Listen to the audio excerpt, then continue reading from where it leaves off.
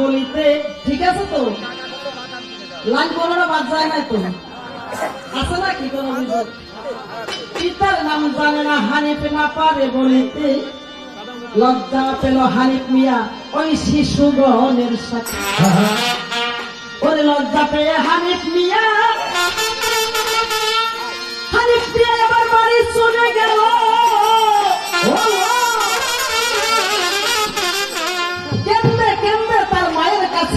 বলিতে লাগিল বিবেচনা বলছে হানিফ তুমি কেন কাঁদিতেছ ও বুঝতে পেরেছি আজ তুমি পড়া পারোনি সেজন্য উস্তাদজি তোমাকে রাগ করেছে হানিফ বলছে না মা স্কুলের ছেলেপুলেরা আমাকে জারজ বলে গালি দিয়েছে বিবেচনা বলছে হানিফ স্কুলের ছোট ছোট ছেলেপুলে জারজ বলেছে তাতে কি মন হয়েছে কি এমন ক্ষতি হয়েছে হানিফ হানিফ বলছে না মা আমার মনে খুব কষ্ট ছেলেপুলেদের সকলের বাবা আছে নাম আছে আমার বাবা নেই তবে কি আমার বাবার নাম নেই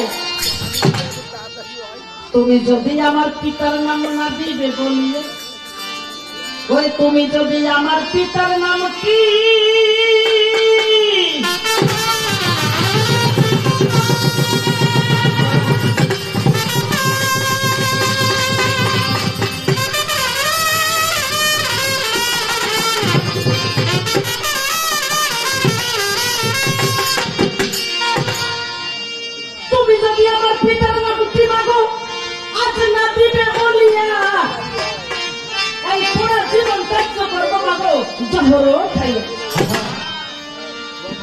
বলছে বাচ্চারে তোমার জান তোমার পিতার নাম মুখে আনতে আমি বড় শরম বিবেচন বলছে বাচ্চা তোমার জানাই তোমার পিতার মতো শ্রেষ্ঠ পিতা এইভাবে আর কারণ হানি বলছে মা তোমার আমার পিতা আছে মা তুমি তার নাম কি বলে দাও বিবেচন বলছে বাচ্চা শোনো সমাচার তোমার পিতার মতো শ্রেষ্ঠ পিতা এইভাবে আছে তবে বিবেচন বলছে হানিফ তোমারে জানাই তোমার পিতার নামটি মুখে নিতে আমি বড় শরম হানিফ বলছে মা তুমি মুখে না পারো অক্ষর দিয়ে লিখে দাও আমি সেখান থেকে পড়িয়া বুঝিয়া বাঁচিয়ে নেব বিবেচন বলছে হ্যাঁ হানিফ তাই হবে আমি অক্ষর দ্বারা লিখে দিচ্ছি সেখান থেকে তুমি পড়িয়া বুঝিয়া নাও তখন বিবি কাগজ কলম নিয়ে অক্ষর দ্বারা লিখে দিলেন কি লিখলেন বলে প্রথমে স্বামীর তো নাম মজুদ রাখিবে খেয়াল করে শুনতে হবে নাইলে কিন্তু নামে ভুল করে ধরো প্রথমে স্বামীর তো নাম মজুদ রাখিবে আদি নামের প্রথম অক্ষর তারপরে দিবে মলিন শব্দের দ্বিতীয় অক্ষর তারপরে দিয়া এই তিনটি অক্ষর দেখো তুমি হানিফ একত্র করিয়ে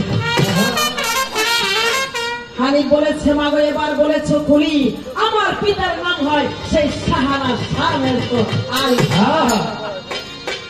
তবে কোন আলী মা যিনি খোদার সাদ্দুল করে পরিচিত যার নাম শেরানি সেই কি আমার পিতা বিবেচন বলেছে হ্যাঁ বাবা সেই তোর হানিফ বলছে মাগো তুমি বলো সত্য কথা বাবা জান থাকে মক্কা মদিনা আর তুমি কেন লেখা দেখেন কাজ কোন জায়গায় লাগাইছে সিঙ্গারের মধ্যে আরো ঢুকছে পুরীর মধ্যে ডাল ঢুকলো কিভাবে তোমার বাবা মক্কা মদিনা থাকে তুমি কেন হেঁটা মানুষ কৌতূহল জানা বিভিন্ন বলছে হানিফ তুমি সব শুনতেছ তাহলে শোনো এই রাজ্য তোমার পিতার নয়, এ রাজ্য ছিল আমার। আমি দৃঢ় প্রতিজ্ঞা করে বলেছিলাম যে আমাকে যুদ্ধে পরাজিত করতে পারবে তাহার সাথে আমি বিবাহ বসিব। তোমার বাবা আম্বাজ নগর থেকে মক্কা মদিনা থেকে এসে 18 দিন যুদ্ধ করে আমাকে পরাজিত করে বিবাহ করিয়াছিল। তুমি জন্ম হবার আগে আরো 11টি সন্তান আমার হয়েছিল, তাহারা সকলে মারা গিয়েছে। হানি বলছে মাগো আমার আর কে আছে? বিবিজান বলছে তোমার আরো অনেকেই আছে।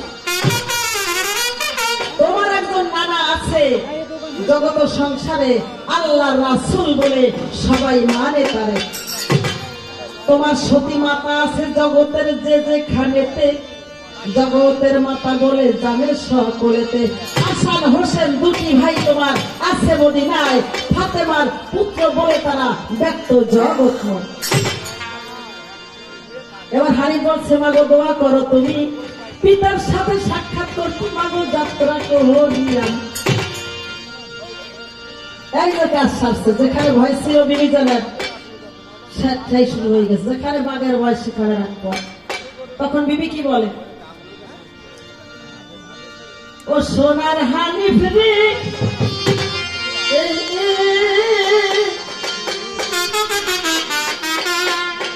ও তুই বিদার কালকে একবার মা বলে ডাকছে সোনার হানিফ রে।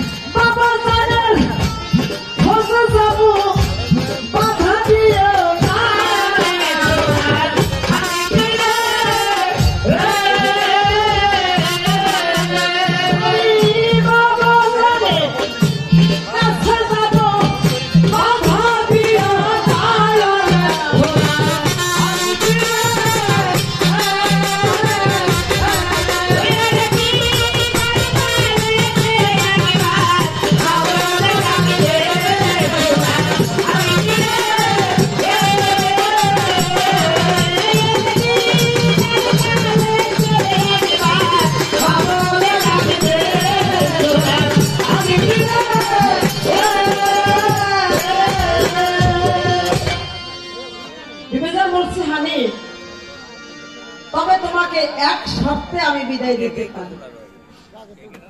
হানিফ বলছে কিসের শর্ত মা?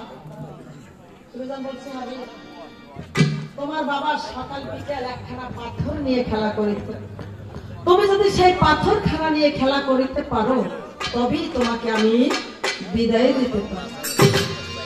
হানিফ বলছে মা, এ কথা তো তুমি আমাকে আগে বলো, যদি তুমি এ কথা আমাকে আগে বলতে আমি ছোটবেলা থেকেই সেই পাথর খেলা আরম্ভ করে দিতাম।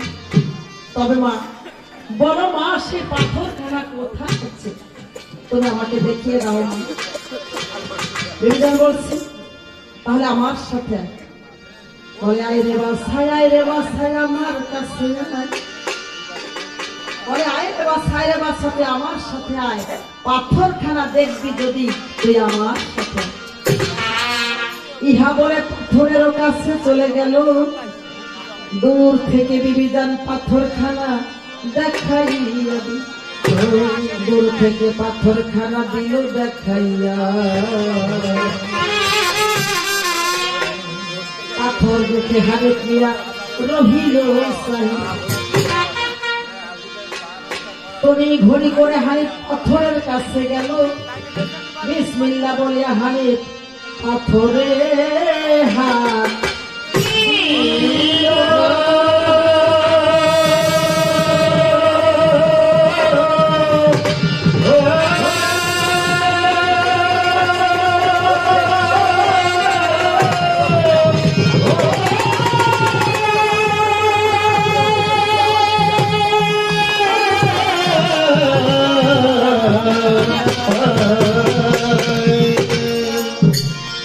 পাথর তুলব বলে আশা ছিল মনে,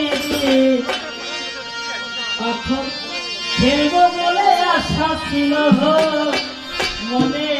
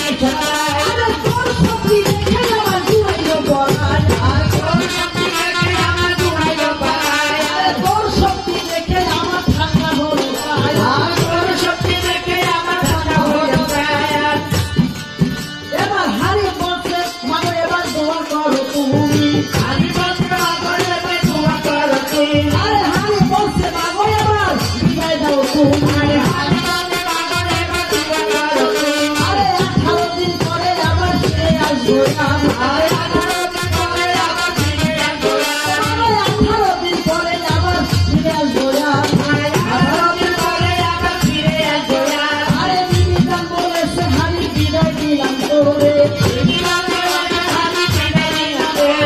বিবিধান বলেছে হানি বিদায় দিলাম তোরে